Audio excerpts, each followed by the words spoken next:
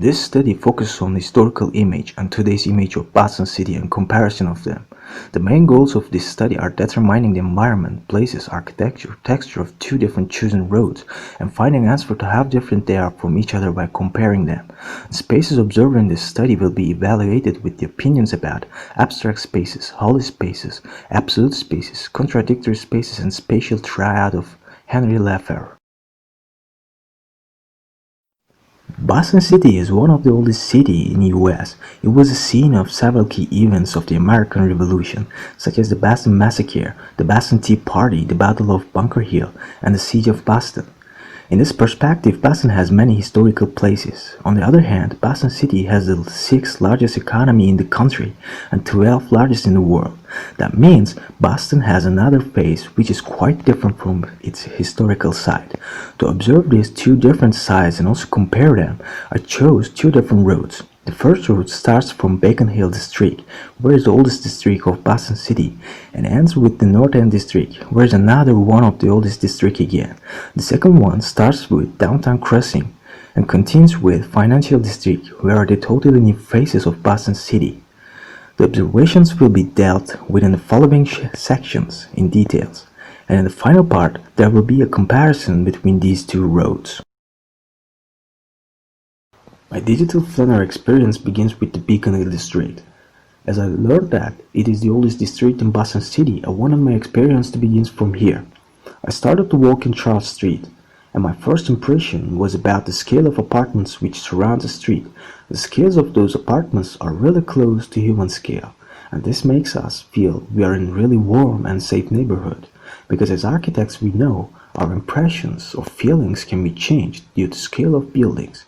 And also my next impression was about the materials of apartments. The main material of those apartments are bricks, and the choice of materials also gives warm feelings. Also as an architect I can say that. This choice of material makes whole street work design in context, because they look like they were designed together and they speak the same language. While I keep continuing, I observed there are small and old-fashioned boutiques, stores, cafes, and pubs. As I observed from social media platforms, mostly local neighbors spent their times in those places. However, as I mentioned, it is the oldest district of Boston City. Tourists come to this district to see the environment. Henry Lefebvre says, urban society built with social spaces does not turn everyday life into an image. It changes the diary based on itself and transforms it. So in this perspective, the situation of Beacon Hill is far from just being an image, because the society turns it into a living space. Because yes, it's an old place, but activities of daily life of people turns that old place into today's living space. Because when I saw the old pictures of the district, I did not see any difference from today. But when I was walking in the street, I felt the mixture of history, modernity, and conception definition.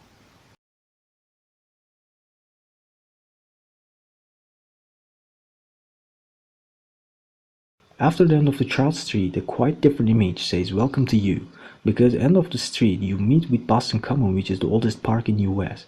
I said different image about Boston Common because after following a street with continuous apartment, you're facing with an open and green space.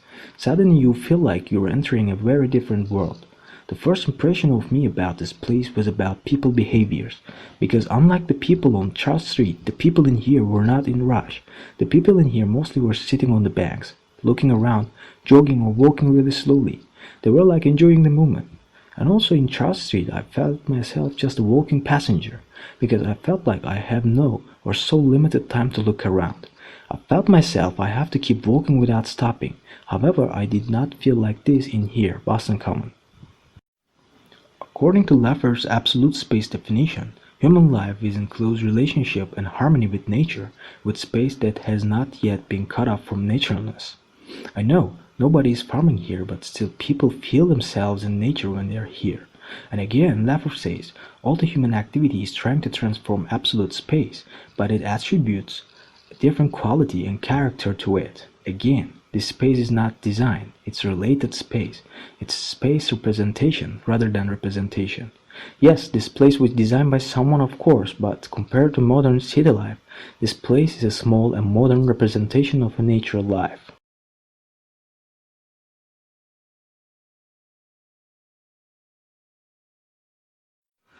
After the walk in Boston Common, I turned my road through the Boston City Hall Plaza, and I started to follow the Beacon Street.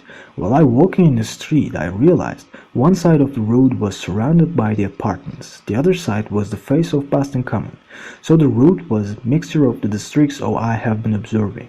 So I had a nice chance to observe those different places in on one street. When I walk on the street, I thought that how lucky the ones who are living in those apartments, because they are living in history and their daily view is that great park. Then at the end of this apartment, I reached that Massachusetts State House. As I searched from internet, I knew this building is also a really historical building for Boston City. It was built in 1798 and is still used. The building houses the Massachusetts General Court and the offices of the Governor of Massachusetts. As I observed from digital platforms, the building is at the top among the must-see places for tourists in Boston. I can understand that because, besides of the importance of the building, it has very charming facade and also has that famous golden dome.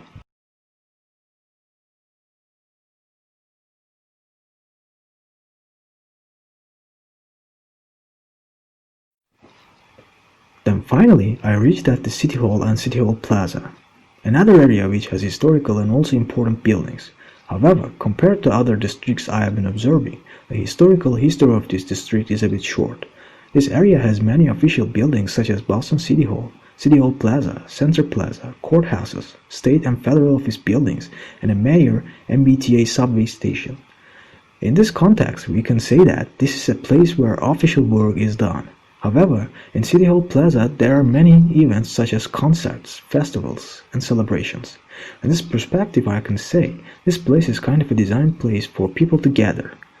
Laffer says space representations are regulated, organized, and produced space are part of the history of ideology. So obviously, this is a place created by someone or an ideology to bring people together, to place them as an image in people's memory. With the created area and the mentioned events, seems like it has an importance in urban memory. However, as an architect, my first impression about this area and these buildings was that the trend of brutalism dominated the region. So I can say it has quite different atmosphere than the other districts with this aspect. And also the choice of material was quite different than other districts. Mostly gross concrete dominates the facades of buildings. And as I observed before, the main material was brick. To be honest, after those two districts I haven't observed, I disappointed about this district.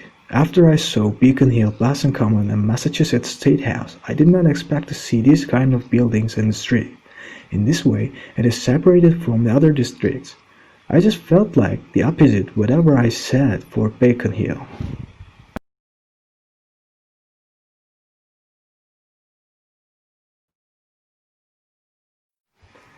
After crossing the City Hall Plaza, I started walking on Hanover Street, another famous way to go to the north end. Beginning of the road, Haymarket meets us. Haymarket is an open-air market on Blackstone, Hanover, and North Streets, next to Fitzrose Fitzgerald Kennedy Greenway between the North End and Government Center. The market is open every Friday and Saturday. As I've learned from my search, the history of Haymarket goes back to 17th century. After all those historical and elegant buildings and atmosphere, I was surprised when I saw here for the first time. The crowd, smells, noises were quite different than from all I observed. To be honest, I did not expect the bazaar culture in here, but I can't lie, I love to be here. The behaviors of people show some change in here. There are no longer people who just walk and seem to be in a hurry. But of course, the rest of the week this place is not used as market or bazaar.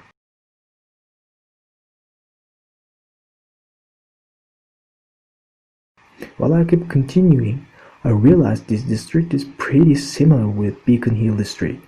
I can talk about those similarities as scales, facades, shapes and materials of the buildings which surround the street, and I felt the same feelings when I was in Beacon Hill.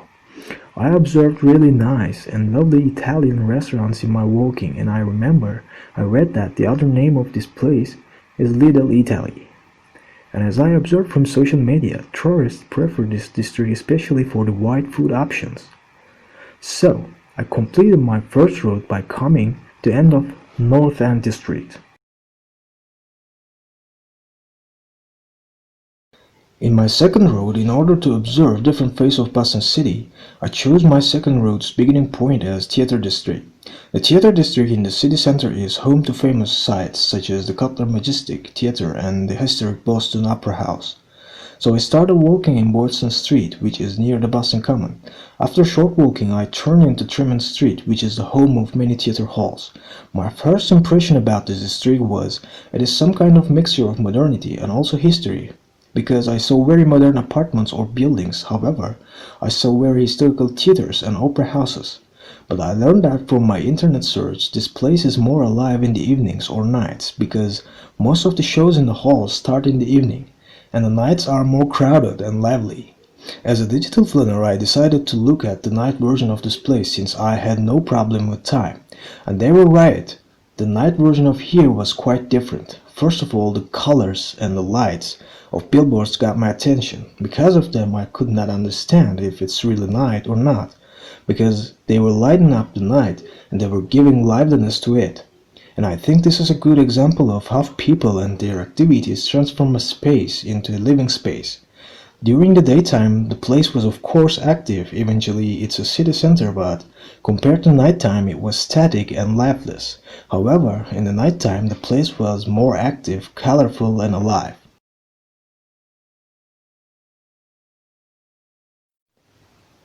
After crossing this area, I turned my road towards the downtown district and financial district and other modern faces of Boston. Downtown and financial districts are the central business districts of Boston. These districts are the location of many corporate or regional headquarters, city, county, state, and federal government facilities, etc. Therefore, I started walking in White Street, which is in downtown district. Actually, this place is a small section of modern city and today's city life. There are many constructed or ongoing constructions of many tall towers, high-rise office buildings, or headquarters of many business corporations. My first impression about this place was about the scales of the buildings.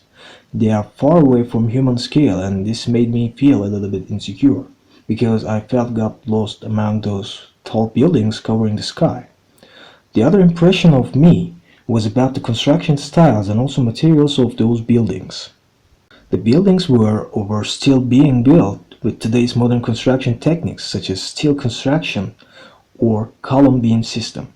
The materials used are steel, glass, composite coatings or reinforced concrete materials.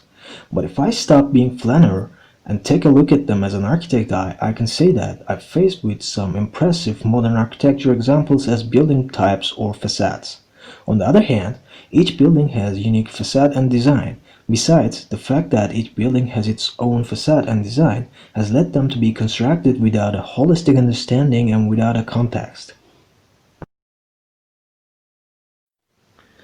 Then I continued in the Congress Street, which is in Financial District. I observed similar things when I was in Downtown District. I have already said these two of them are really close and has really similar features, so I can also say what I said earlier about the buildings here. And also I have observed that there are branches and commercials of many famous brands that we consume or use today. Henry Laffer says that everyday life and conception cannot be expressed separately. This concept, which emerged with the progress of capitalism and the development of modernity, will be taken into account as long as there is such a thing as everyday life. This thought of Laffer actually summarizes the question of why there is consumption culture or why we consume. Because we live in modern city and modern life, and we are told to consume in this lifestyle. Also, according to Laffer, at the consumption point, advertising has an extraordinary power. The ad itself is consumed before the product. The mass of science, image, and discourses is consumed. He says it is as if there is nothing other than advertising to give meaning to people's daily lives, to find their way and to direct their lives about ads. While continuing, I observed the human behaviors in here. People were in rush. They seemed to have no time and need to catch up somewhere. In an environment like that, I felt myself like an alien, because I was like the only one who stops and thinks about things like that. After all, I came to the end of the second road by coming to the end of the Congress Street and seeing Haymarket again.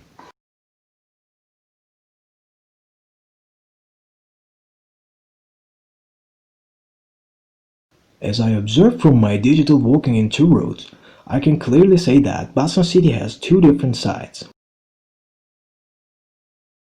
One of them is old, protected and historical side. On the other hand, the other one is new, modern side of Boston City. And of course, there are some differences between them. The most obvious ones of these differences are the scales, materials, and construction styles of the buildings. As you know, in my first route I observed masonry, well-designed in contacts, and mostly brick and stone material used buildings. On the other hand, in my second route I observed mostly steel, glass, reinforced concrete, steel construction or column beam system used buildings. In my opinion, this is the main difference, which also leads other differences to arouse between them, such as lifestyles or behaviors of people. Because as architects we know that design, choice of materials, etc. affect the lifestyle of people. In my second route I observed and mentioned about the hasty lifestyle of people. That was a perfect example of modern consumption culture and also lifestyle. On the other hand, I observed calmer lifestyle or behaviors of people in my first route, especially in Boston Common, which was a quite opposite version of downtown and financial districts. Another difference is about the places. As I mentioned before, in my first route I observed more lovely and warm eating or drinking places. On the other hand, in my second route I observed mostly elegant, famous fast food restaurants or famous coffee shops that are the products of modern consumption culture. To sum up, on the one hand, there is a city of Boston which is away from, or at least tries to stay away from, modern consumption culture with its warm and lovely places and historical sites. On the other hand, there is a city of Boston that fits the modern consumption culture with its elegance, modernity, and radiance.